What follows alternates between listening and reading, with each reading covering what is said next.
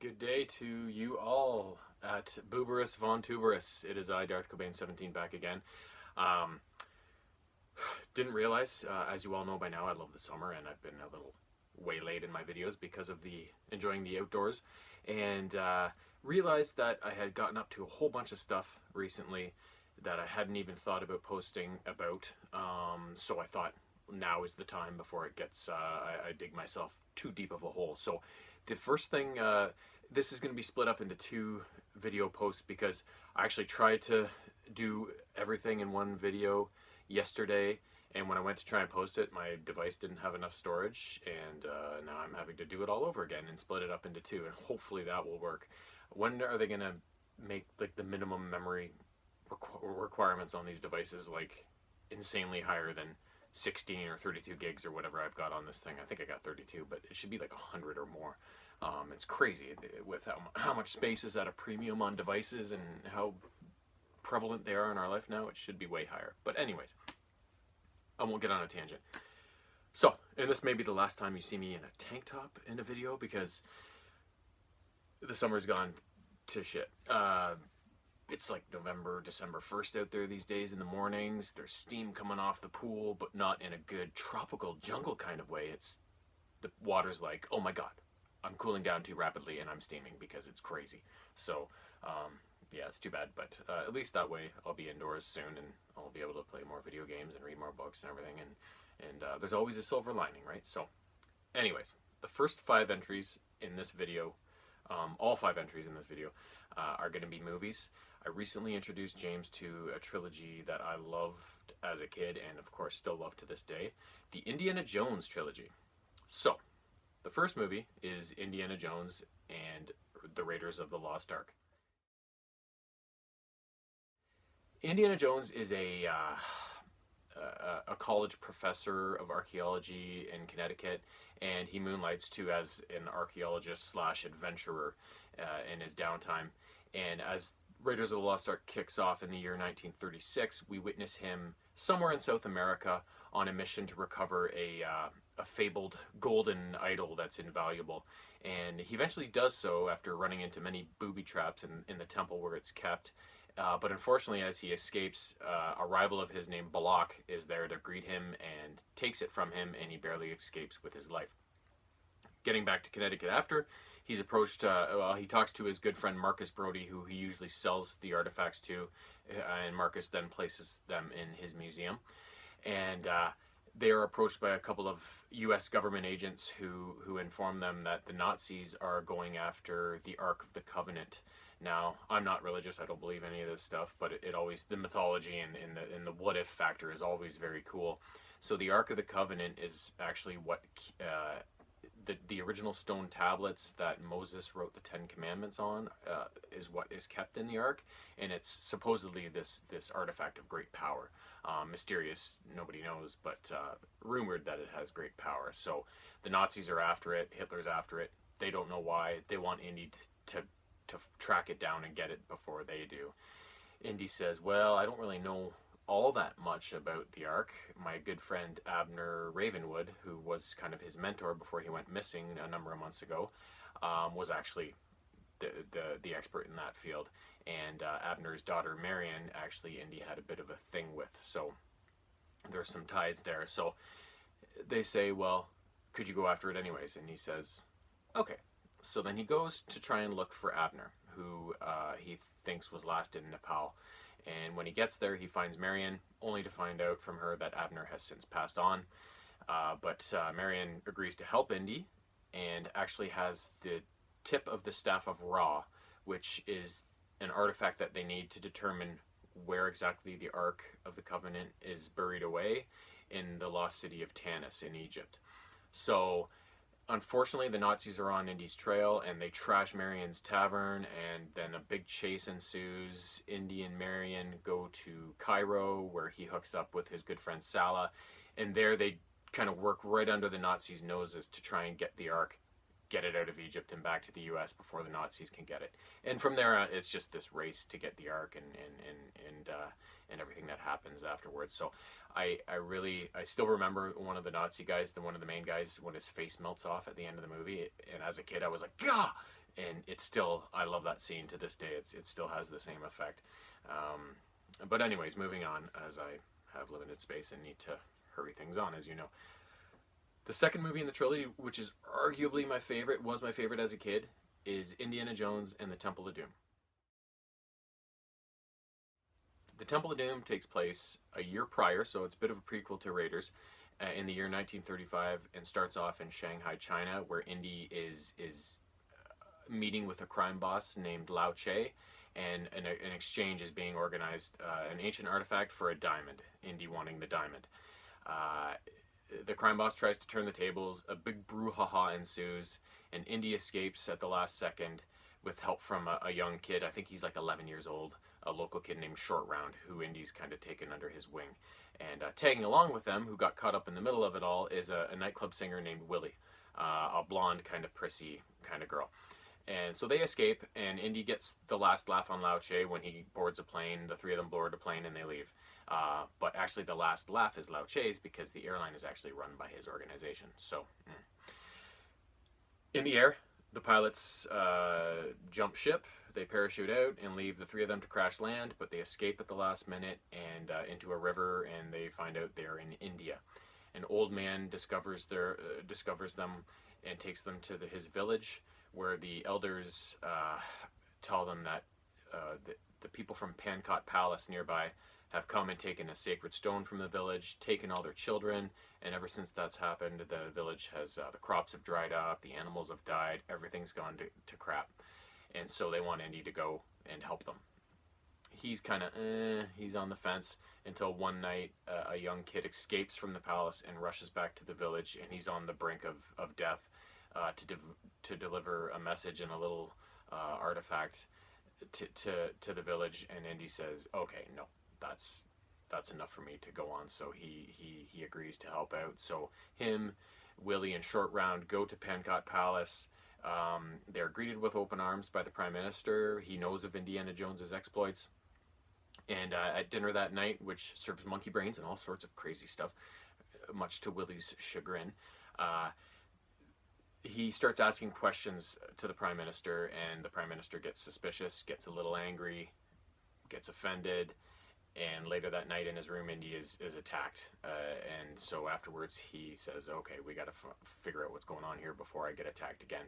They find a secret passage underneath the palace, see an ancient ceremony being undertaken by a sect known as the Thuggies, which were thought to not exist anymore, where the guy rips the heart out of a guy, living heart out of the guy, and then throws him into a lava pit.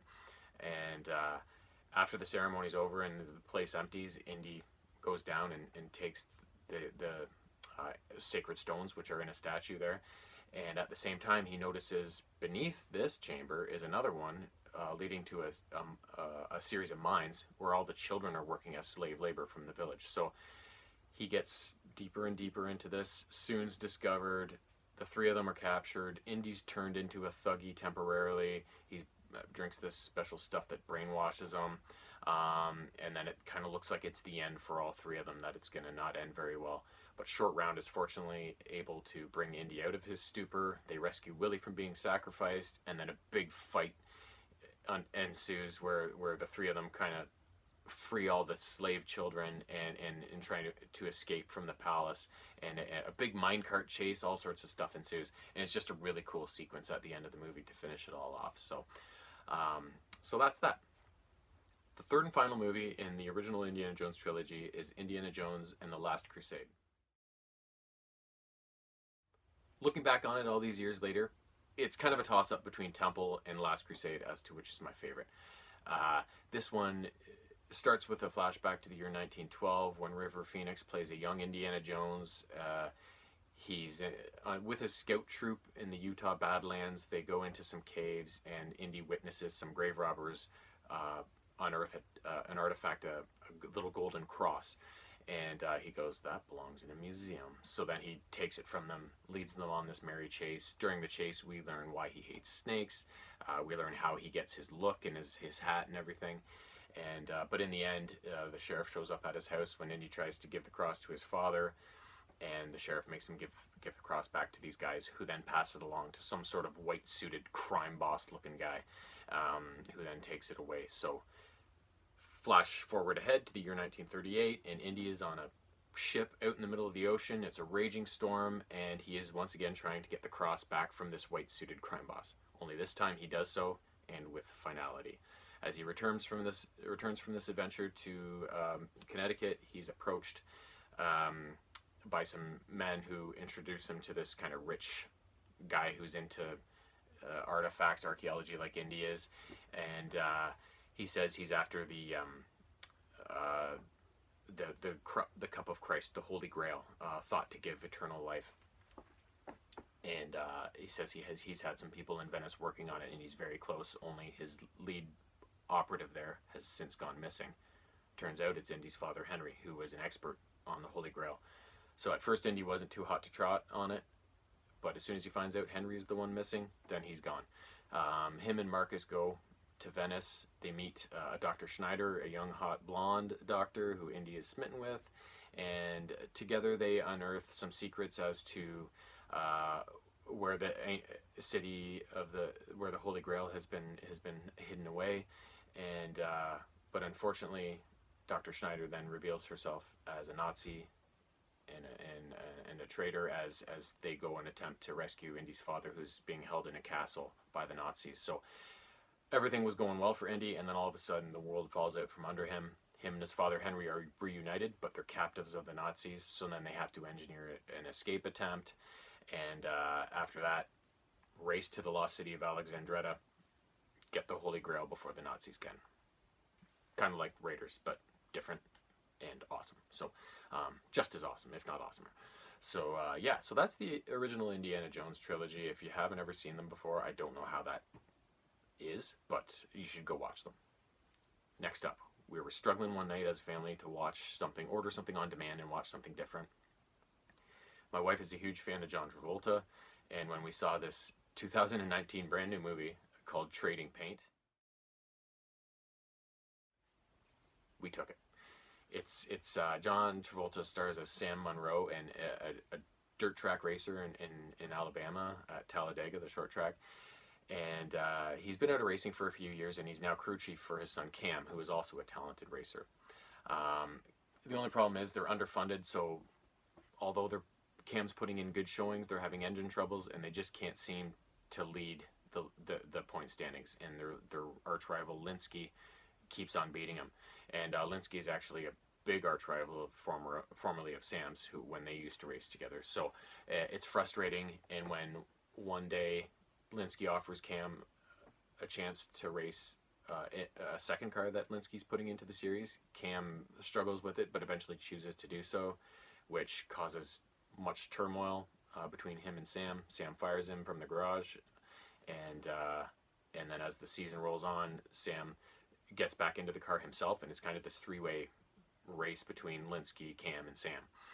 And eventually, though, Linsky's getting a little too uncomfortable with Sam's performance, and he gets one of the dirtier racers in the circuit to cause an accident. So he spins out Cam, Sam's right behind him, slams into him, big fiery wreck. Cam breaks both of his legs, among other injuries. And but as he's in the hospital and Sam comes to visit him, that's when their relationship starts to mend.